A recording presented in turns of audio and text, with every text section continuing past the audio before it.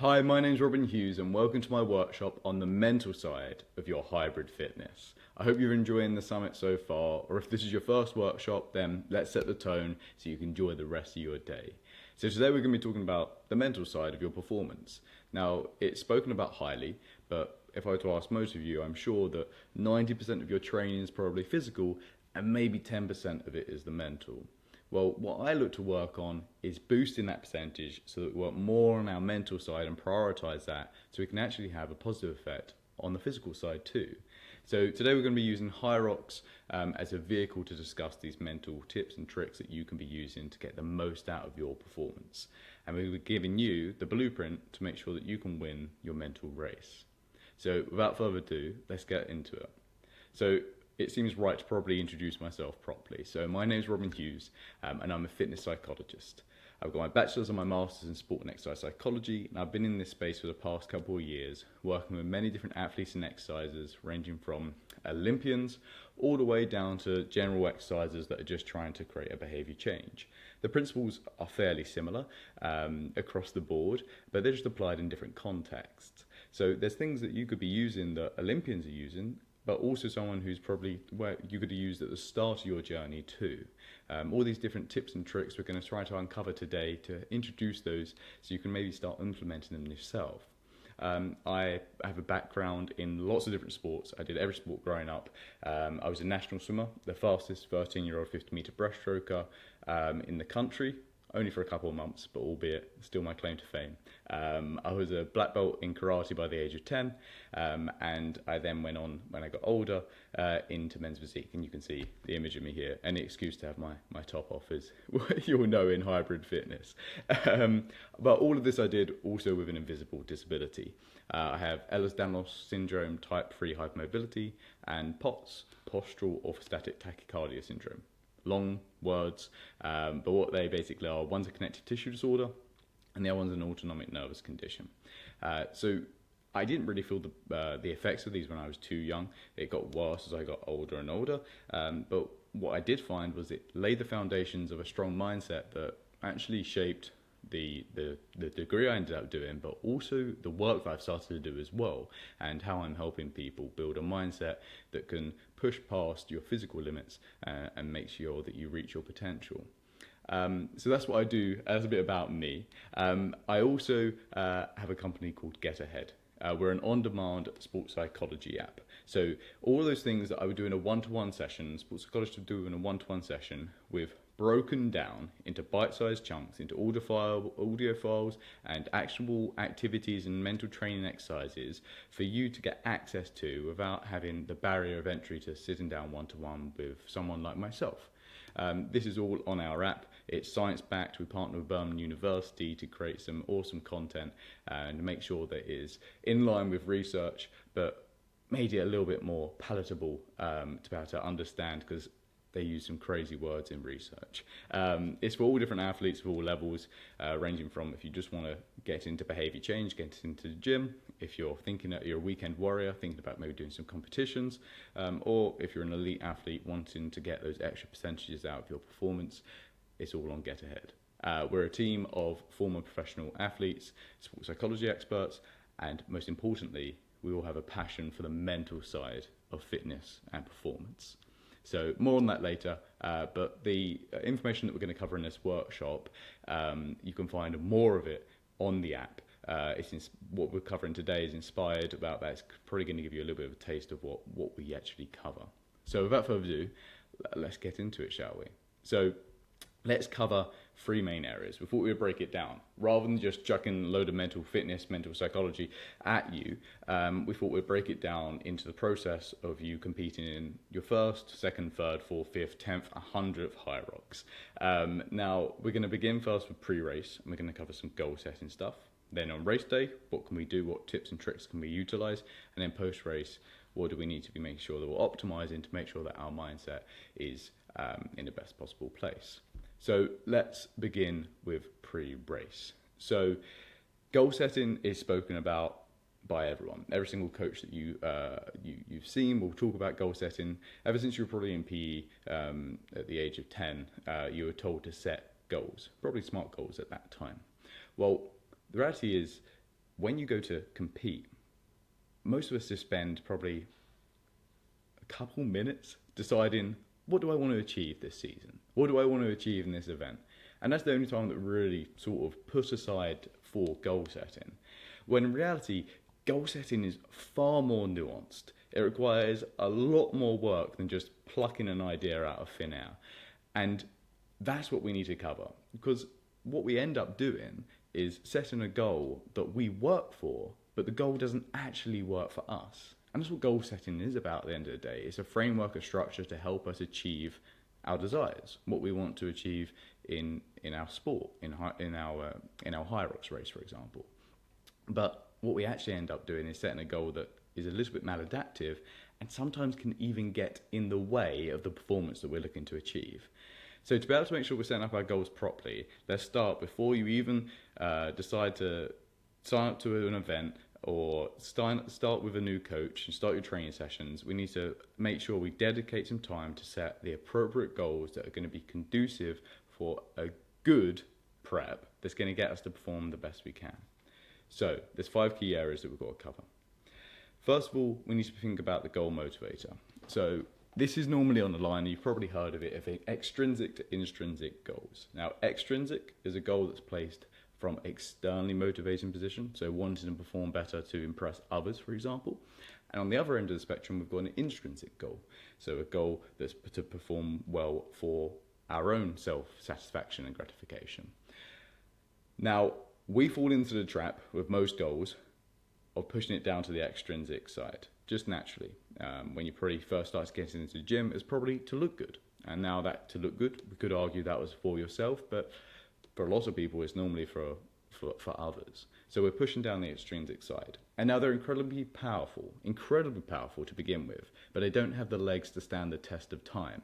And now you'll know, as an athlete, someone who competes in these events, we need durability in our motivation. It can begin to wane at certain points, and that can be sometimes down to the goals that we're setting in the first place.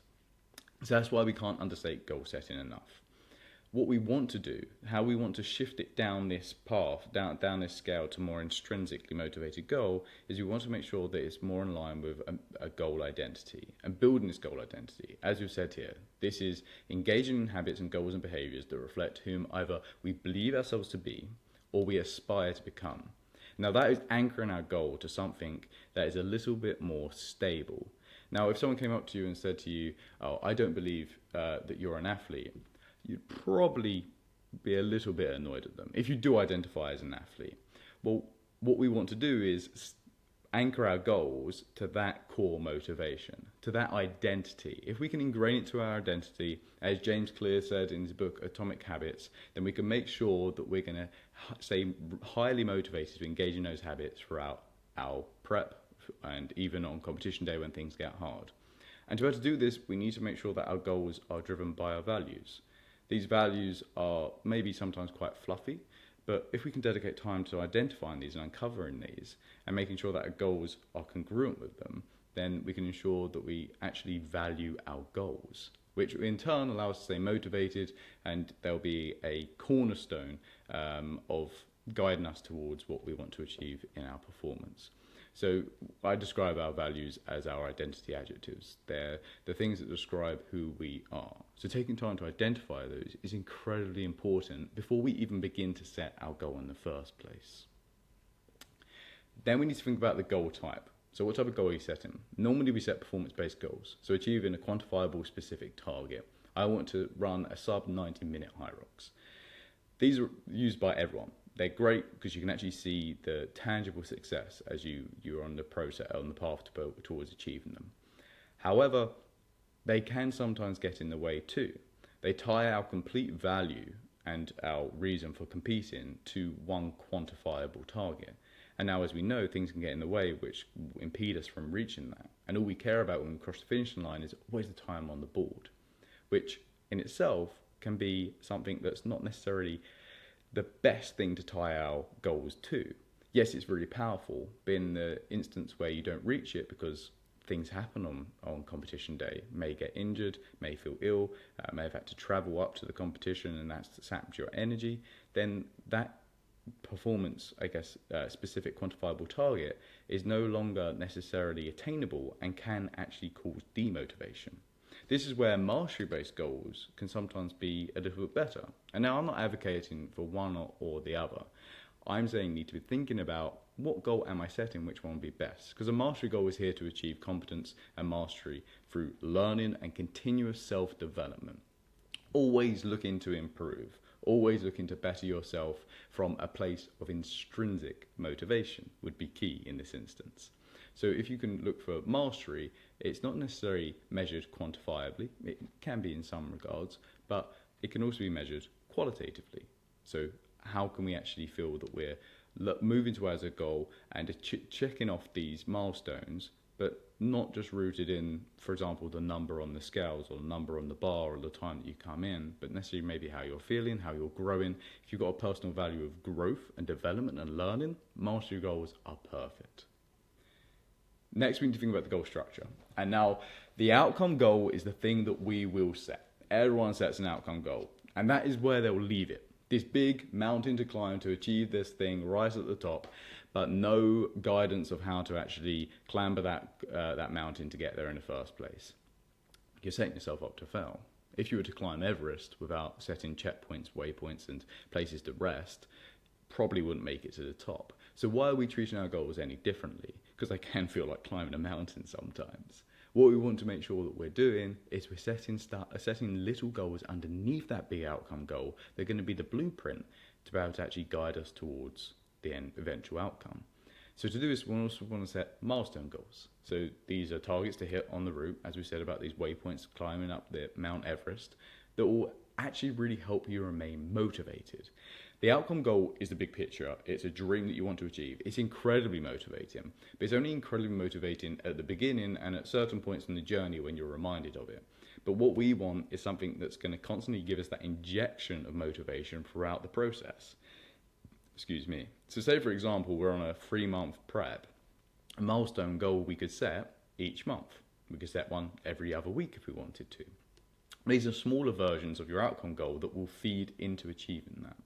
And then finally, we have the minutiae of goal setting, the thing that everyone overlooks, and that's the process-based goals. The things that you're going to do, the little things you're going to do daily, the behaviors you're going to engage in, that when you continue to do them, they're going to compound into the milestone goals and then into the outcome goals. This is now tying us more into a process. And if we go back to the goal identity, this is tying your actual actions and activities and behaviors each day to fulfilling that goal identity. So it will sustain motivation over the long term, but also make sure that you remain on track. And this brings me to a little quote that my granddad always used to say. So take care of the pennies and the pounds will take care of themselves. If you take care of your process goals, then you will achieve your milestone goals and the outcome will take care of itself. Now we need to go on to measure. So how are we actually measuring these goals? I will gloss over this one just for time. If you want more information on it, then please head to Getahead Mindset training plans on the App Store and download it, and you can set your goals and go through the full process of setting a perfect goal for you. But when we talk about a goal measure, we need to be considering two things. Normally we go quantitative. We think about the numbers, the times, so the amount that you've lifted, the pounds that you've lost, the time that you run your 5K in. But we overlook the qualitative. So these things are more experiential, and they cover the nuance of achieving, or the movement, the process of going to a goal and the things that you can achieve that you don't quite consider just from quantitative metrics. So for example, enjoyment is a massive thing. One of the core pillar stones of motivation, but maybe not quantifiable. We have health. Health, we can maybe take body fat metrics, we can use our BMI, we can use fat calipers, but is that health? For some people it might be, but for others, health may not be so simple as to be able to define it in just simple quantifiable metrics. It may need some more nuance, some subjectivity behind it as well. So these things need to be considered. We need to ensure that we're measuring some goals qualitatively as well. So what you're probably starting to see is it's not just one goal. We can set one goal, and that can be a mastery goal, a performance goal, but then we can also set little goals underneath it that are performance and mastery, or different types, but then also measured quantitatively or measured qualitatively. If we set an array of goals, then we're going to compound our motivation. We create an actual blueprint and guidelines towards achieving the outcome that we want to achieve. And finally, we've got goal flexibility. So making sure that our goals work for us. And this is probably the final point that's most important. And I won't spend too much time on it. But we've been force-fed the idea of SMART goals. And now they're great. It's a catchy acronym, though, at the core of it. It wasn't necessarily intended to be the structure that everyone follows when it was first created. It was a catchy acronym that caught the eye of people, and it was really easy to teach the kids in school. Well, that's now been used and applied to every single context, and we can argue about if it's realistic or if it's attainable or achievable, all these different interpretations of SMART goals. But one thing remains the same: S is always specific. And now specific goals are great. Yes, they can be, but they can also be maladaptive. They can actually influence us. So for example, a long day at work, we're tired, we're feeling a little bit ill, and we want to go to a training session. We've got a specific goal of hitting X time or X weight today. That can be demotivating for some people, because if we don't feel that we have the tools there to achieve it, then what's the point in going? And we get this all or nothing behavior. This is where in goal setting, a flexible goal and setting an open goal can actually be more helpful in this situation, so that we can actually set a goal. I'm just going to see what I can do. So I'd relate this to, I've got to go for a run. It's got to be at 4 kilometer a minute, let's say 10k. Let's say that's what it is, for example. But I'm not feeling up for that. I don't feel I can achieve that. Instead, you know what? I'm just going to run at a 5 kilometer pace, and I'll see what I can do. Now, what would happen in this scenario is we actually get out on the run in the first place. So we drop that all or nothing behavior. And often, I'm sure you've been there before, is you actually build up to a point where you go a little bit faster than you expected anyway. So this is where open goals can be really beneficial, and adapting our goal so it's not a fixed structure, but it's also malleable, so it then works for us rather than us working for it. Awesome. So now let's get to the juicy stuff. On the day, on race day, what can we be doing? We've set our goals, made sure that we remain motivated throughout the whole process of prep, which is a hard feat sometimes when things go wrong.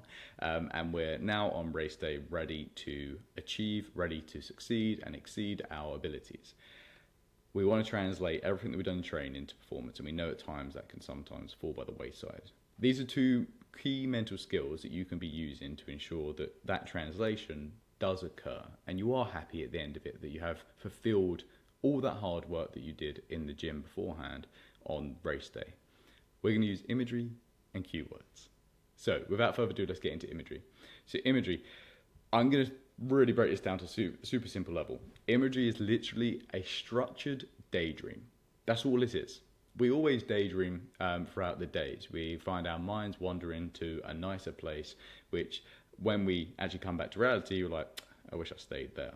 Well, that's basically what imagery is. So, for example, you're getting ready for breakfast, in the morning, doing your breakfast, and your mind starts to wander, and you're thinking about race day, thinking about how I'm actually going to smash it. I'm imagining myself, I turn up as an underdog on the day, and I actually win the race. I only want to do a sub 90-minute HYROX, but I'm imagining myself breaking a world record, becoming Instagram famous, and a HYROX ambassador. Our minds wander there, right, naturally. That is what imagery is. But what we can do is we can actually refine it so it's a more structured process and directed towards overcoming certain mental barriers that we can face on competition day. So, as we said there, it works because it is indistinguishable from actual reality. Imagined experience and actual reality, our brains can't differentiate between the two.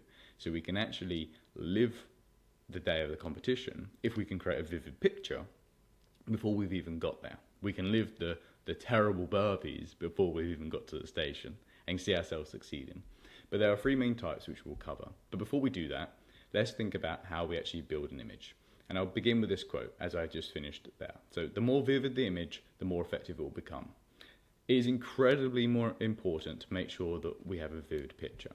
We want to make sure that we can't distinguish between a daydream and reality. That's what we're trying to do. Of course, we're not going to get lost in this daydream, and we're going to know that we're dreaming, but in an ideal world, we'd have such a clear, vivid image that we'd believe this to be true. And that's what we want to try and do with our brain.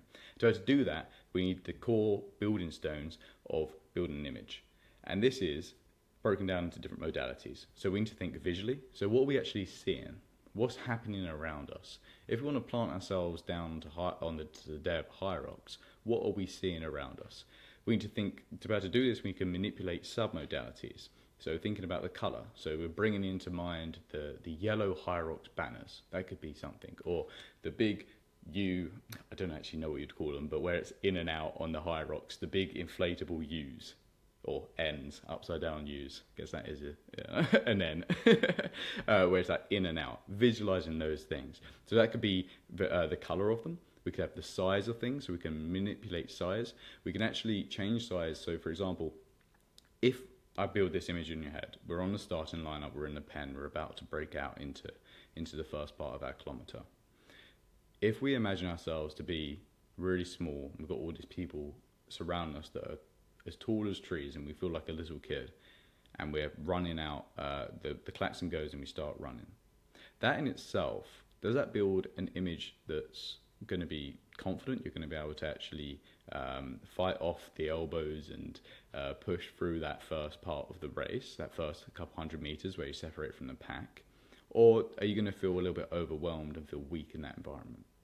Probably going to feel quite overwhelmed and quite weak in that environment. Whereas if in the image you see yourself as strong, see yourself as tall, see your elbows out, see yourself standing out in the crowd, that's a stronger image to create. So we can manipulate those submodalities to influence the way that we perceive ourselves in those environments. We can also change the point of view. So are we seeing ourselves from a first person or a third person? We then have auditory. So quite simply, we're trying to build this image, bring this image to life. So what are you hearing? Is it the announcer over the microphone? Is it the crowd? Is it people around you starting to experience their pre-race jitters and mutter into themselves? Is it your doubles partner starting to sing a song? What is it? And what is the volume of those things? What is the pitch of that? What is the tone? By creating this and these images and going through this, thinking about these things on such a minute detail, we can bring it more to life. And then we have kinesthetic. So what we actually feel, how we're actually feeling in that environment. So it could be the temperature. It could be pressure in your joints. You could start to feel tightness in your legs. Obviously, you probably don't want to be feeling tightness, but that's an example of kinesthetically what we can feel. We can maybe feel butterflies in our stomach, our heart starting to race, the sweat dripping from our brow. The temperature could be feeling the blood flow going around into my hands and into my peripherals, feeling ready for the race. That's how we can build a really clear, vivid image. So the first type is general race imagery. Now this is, as it says on the tin, general race imagery. This is going through your race plan, seeing yourself going through the process to achieving your goal.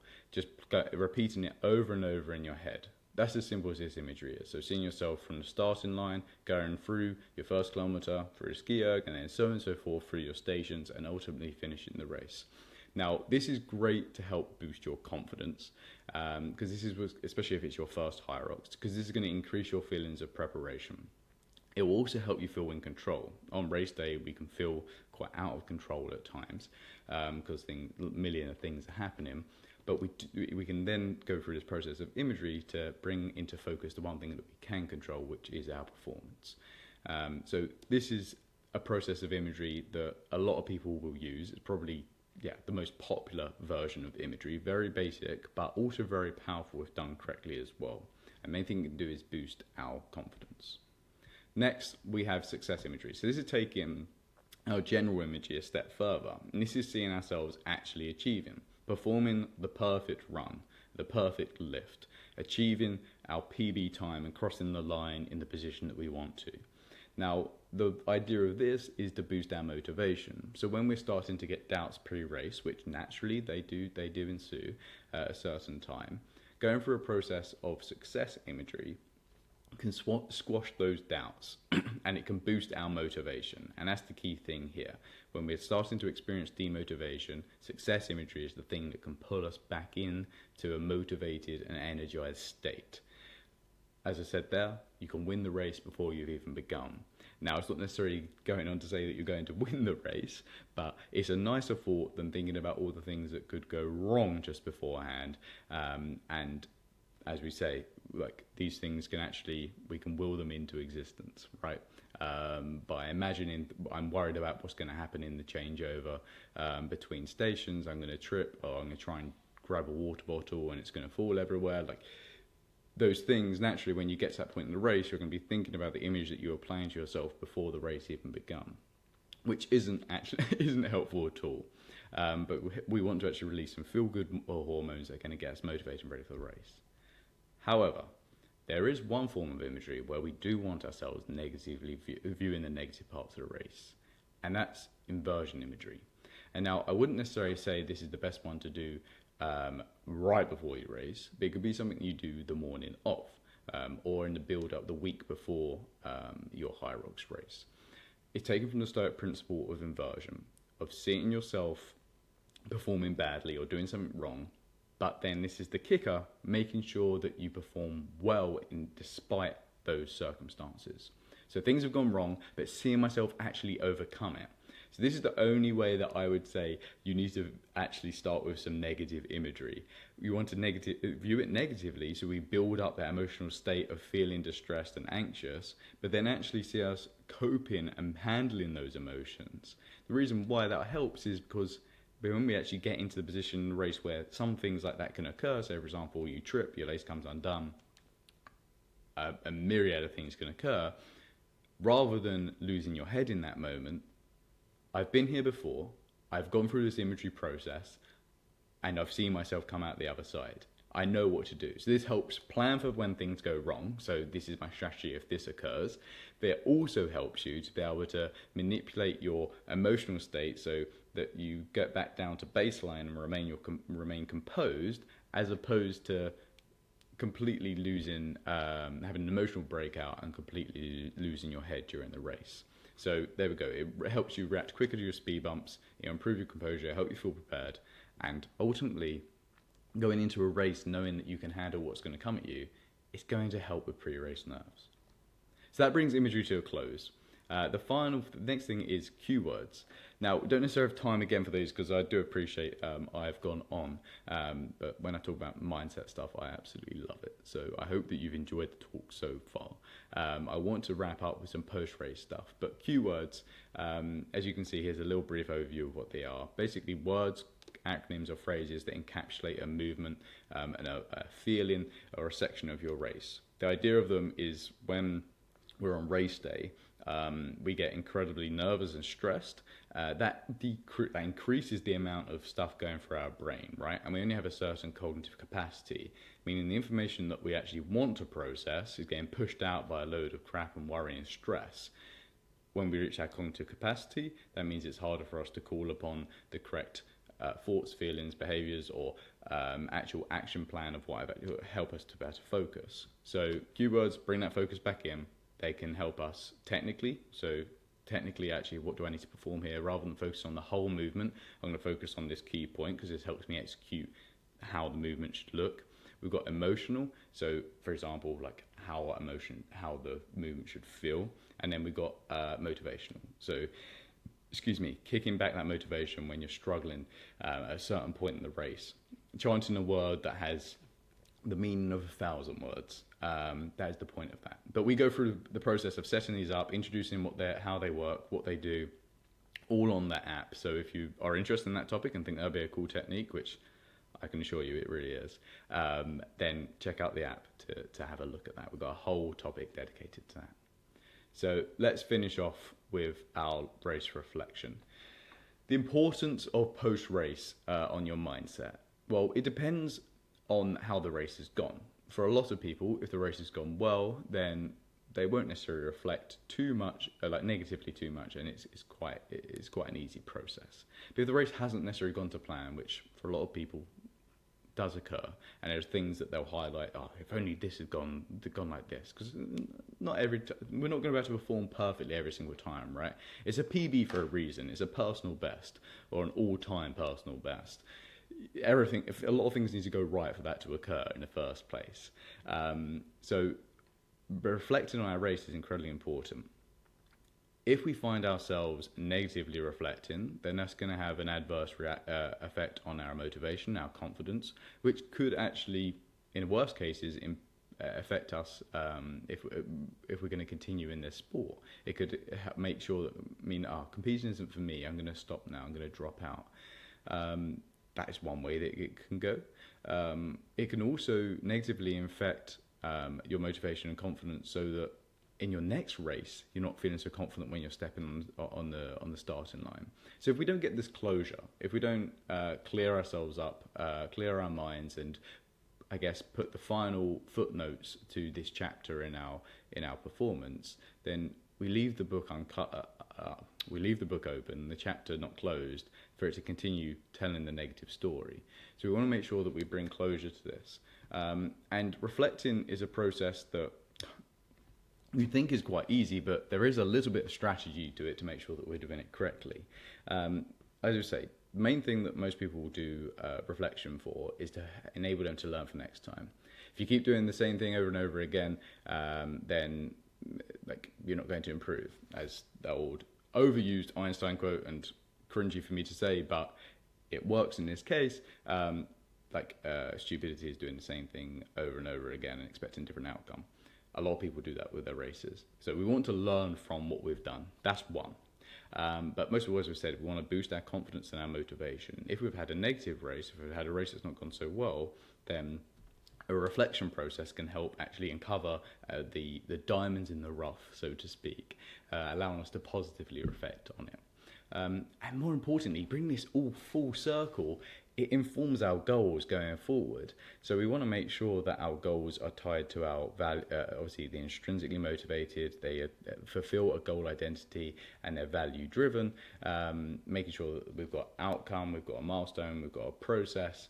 They're quantifiably or qualitatively measured, and they're flexible. Well, this is our source for setting that goal, what those goals would actually look like. The things to learn for next time could become process goals, or most milestones to hit, or side quests of I need to practice my burpee technique, for argument's sake, or my wall ball technique.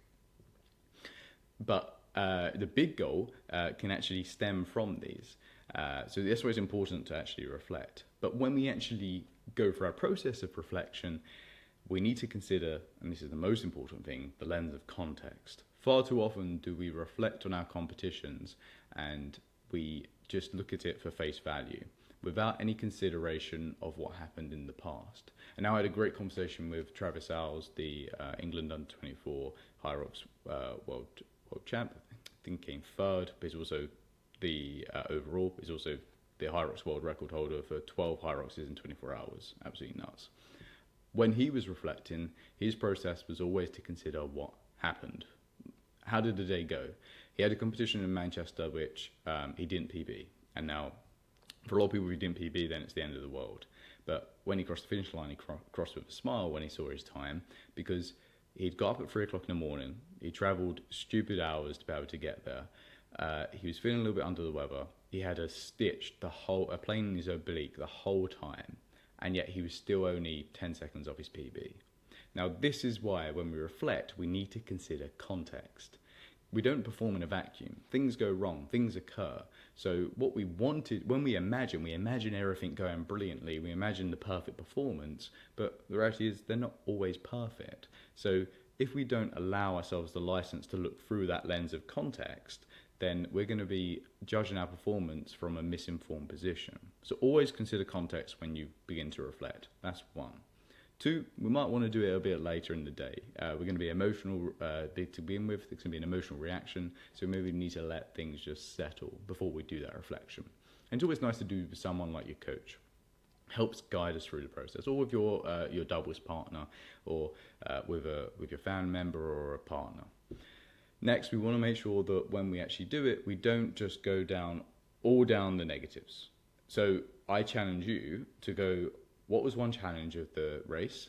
And then what was one positive?